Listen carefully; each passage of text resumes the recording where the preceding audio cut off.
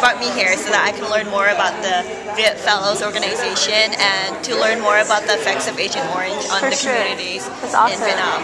Cool. What is it that you really want to know though? What are you most confused or curious about? It's just that there's not a lot that we learn here in America in our education about the effects of the Vietnam War on Vietnamese community. We learn more about the politics that go into it rather than the people. And since I'm Vietnamese myself, I just wanted to see what really happened to the Vietnamese people as a result of this war, such as in this case Agent Orange. Awesome. Lãnh đạo Hàn Trọng trong chương trình này và đã làm việc nhiều năm cho có ích lợi ích cho Việt Nam và chị ấy và tôi đã bắt đầu làm việc về chương trình này cách đây 3 năm. Sorry, we started working on this program 3 years ago, and I'm just saying that you have been a fabulous leader throughout, and we're so appreciative of Peggy Saika's leadership in bringing all these fabulous people, some of whom are here this afternoon. And going to college and then learning about the Vietnam War, the complexities of what was happening over there. Gave me a real desire to go to Vietnam and really see what's happening, to confirm or dispel some of the stories that my parents had told me growing up. Being on the plane, taking off, and being so anxious, right? My family's really excited for me because I'm the first of my 5 siblings to go to Vietnam. My oldest brother and sister were born, born in Vietnam, but came at 2 and 1, and had never gone back.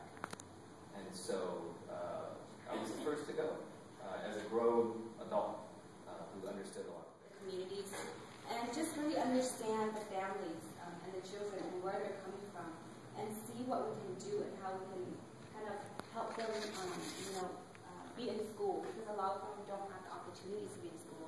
A lot of them don't have the opportunity to get physical therapy and other necessary services to just help them become independent and not, be always at home. And so that's basically like the gist of my work. And what I want to share with you today, I also love to take pictures. And so here are some of the pictures that I took for them, and they just love taking pictures. It's really wonderful because I get to not only see them, as individuals. See those, businesses that you come in and they're run by the Vietnamese people. They know their language. It's just folks you're interacting with. Well, alternatively, a lot of us really love to kind of like just engage with the locals. The ones who have their stands set up in front of the sidewalks. We really kind of build relationships with the people who live in front of, or who work right in front of our hotels. I think some of the pictures that have kind of gone by, these are not all my pictures, by the way. just right there.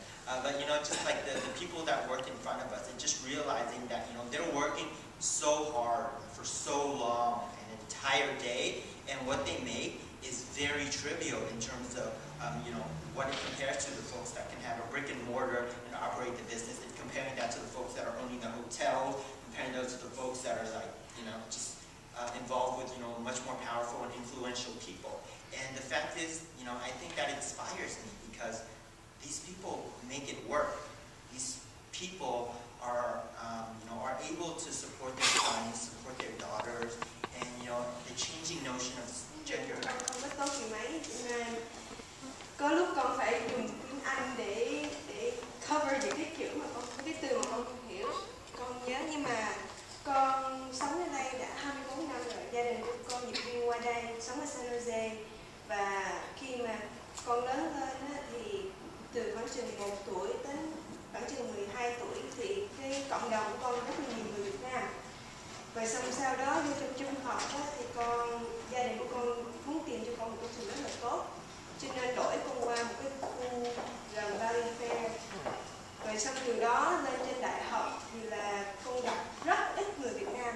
Trong trường đại học của con, trong 4 năm con gặp khoảng nhiều nhất là 20 người thôi. Cho nên khi cái chương trình này con nghe đến cho một cái cơ hội để cho người trẻ tuổi, người Việt Nam về Việt Nam để gặp mặt với nhau, để tìm hiểu với nhau. Con thấy cái chương trình này quá là hay.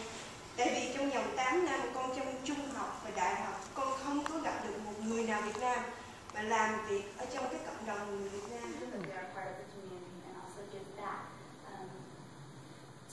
And also kind of utilize their abilities and be able to have access to the world outside of their homes. So how do we even create the survey of, what do people with disabilities or people with wheelchairs need? So we used APA, reading. Dad read a lot of Vietnamese publications that was available at Gardi and trying to translate and try to understand the exact measurements of the ramps and the exact measurements of the entrances. How wide can the width of the elevator doors, the width of the bathroom, or the height of the bed. So just a bunch of reasons. We wanted to build on everything you've taught your children and your grandchildren, about the culture, about the food, about the people, about your relatives, about the family, about your history, and to be able to build on that. Và họ muốn tiếp tục những cái gì mà mấy anh chị đã dạy dỗ các người trẻ này bắt đầu từ đó.